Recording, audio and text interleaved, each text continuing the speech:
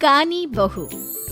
किशोरी लाल जी के बेटे राघव की शादी की बात जगह जगह चल रही थी, लेकिन किशोरी लाल जी को कोई लड़की पसंद ही नहीं आती थी।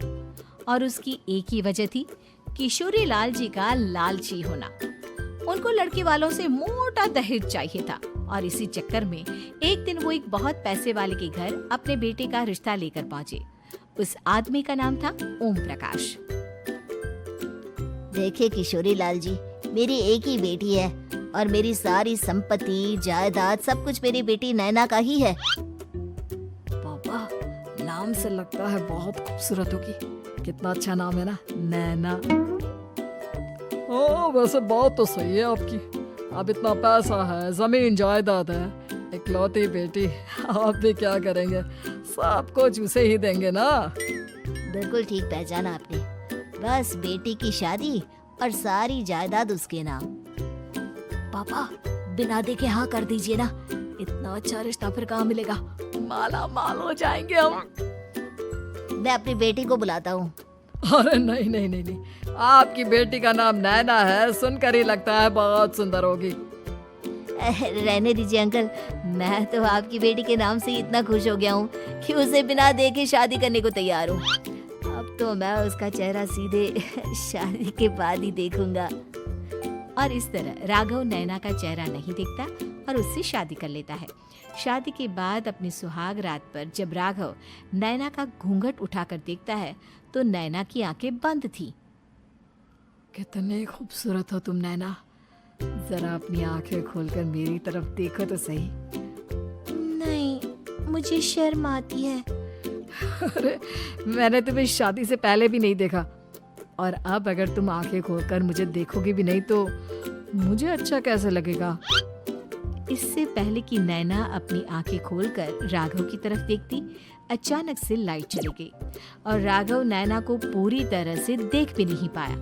अगली सुबह नैना राघव के लिए नाश्ता बनाकर लेकर आई।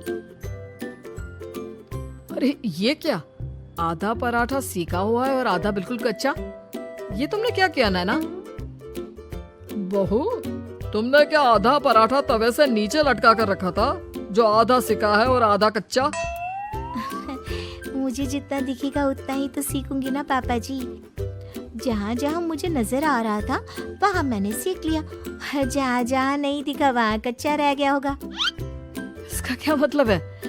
ये कैसा मजाक कर रही है तुम? अरे बहू, तुमने इतना लंबा घूंघट क्यों लगाया हुआ है? देखो, हमारे घर में बहुओं को बेटी की तरह रखा जाता है और फिर तुम तो इतना सारा माल लेकर आई हो। देखो, ये घूंघट डालकर रखने की कोई जरूरत नहीं है। हाँ नैना, पापा जी ठीक कह रहा है, तुम तो आराम से रहो, अपना ही घर समझो। नैना अचानक से अपना घूंघट उठा लेती है। अरे ये क्या पापा, नैना की तो एक आंख फूटी हुई है। नाम से नैना, लेकिन ये तो कानी बहू निकली। मेरे साथ धोखा हुआ है, धोखा। बिना दिखाए अपनी कानी लड़की मेरे संग ब्याह थी। मुझे कानी बीवी नहीं चाहिए। मुझे अभी ओम प्रकाश जी से बात करनी पड़ेगी। आखिर उन्होंने मेरे साथ ऐसा किया क्यों? अरे, आप लोगों ने ही तो पापा से कहा था कि आप लोग शादी से पहले मुझे देखना नहीं चाहते। अब मेरे पापा पर क्यों इल्जाम लगा रहे हैं? अरे लेकिन उन्हें बताना तो चाहिए था ना कि तुम कानी हो, एक आंख से तुम्हें दिखाई नहीं देता। किशोरी लाल और राघव नाराज होकर ओम प्रकाश को अपने घर बुलाते हैं। पापा जी, ये आपने क्या किया? शादी से पहले बताया क्यों नहीं कि नैना की आंखों में परेशानी है? अरे, आप ही ने तो लड़की देखने से मना कर दिया था। अरे लेकिन आप बता तो सकते थे। आपको तो हमारी बेटी की प्रॉपर्टी चाहिए थी, वो भी पूरी की पूरी। अब क्या हुआ अगर उसे आधा दिखाई देता है? प्रॉपर्टी तो आपको पूरी मिल गई ना। अरे ये क्या बात हुई? मेरी शादी प्रॉपर्टी से नहीं, आपकी बेटी से हुई है। अब ये तो पहले सोचना चाहिए था, तब तो मेरी प्रॉपर्टी देखकर तुम्हारी जुबान लप लपा रही थी। लेकिन मैं कानी लड़की को अपनी बीवी बनाकर नहीं रख सकता। पापा, कुछ करिए ना आप। हाँ, करता हूँ। देखिए ओम प्रकाश जी, आप हमारे साथ ऐसा नहीं कर सकते। और तुम देखो, अगर तुमने मेरी बेटी से शादी तोड़ी ना, तो जो भी प्रॉपर्टी मैंने तुम्हें दी है वो तो पूरी की पूरी वापस ले ही लूंगा, और आधी प्रॉपर्टी तुम्हारी भी लूंगा। अरे मेरी आधी प्रॉपर्टी भला क्यों लेंगे आप? इसलिए क्योंकि मेरी बेटी को आधा नजर आता है और उसकी नजर अभी तक तुम्हारी आधी जायदाद पर ही पड़ी है।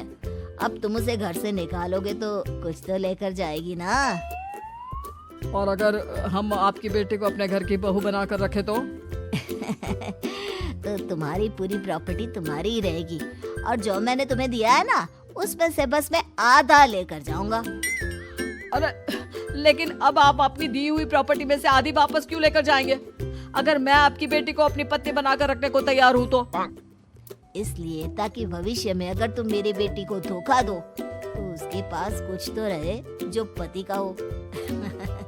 वैसे मेरे पास तो बहुत कुछ है, लेकिन अपने पति की कोई निशानी तो उसके पास होनी चाहिए ना। अब अगर तुमने मेरी बेटी को कानी कहा तो तुम्हें प्रॉपर्टी भी कानी ही मिलेगी, पूरी नहीं। जमाए राजा। किशोरी लाल और राघव समझ चुके थे कि वो पूरी तरह फंस चुके हैं और अब उनके पास वहाँ से निकलने का कोई चारा नहीं है। अब समझ में आया ना, लालच बुरी बला होती है। एक तो तुम्हें प्रॉपर्टी मिली, ऊपर से बीवी मिली, उसमें तुम्हें नखरे भी दिखाने हैं। आए बड़े, चुपचाप बैठो दोनों।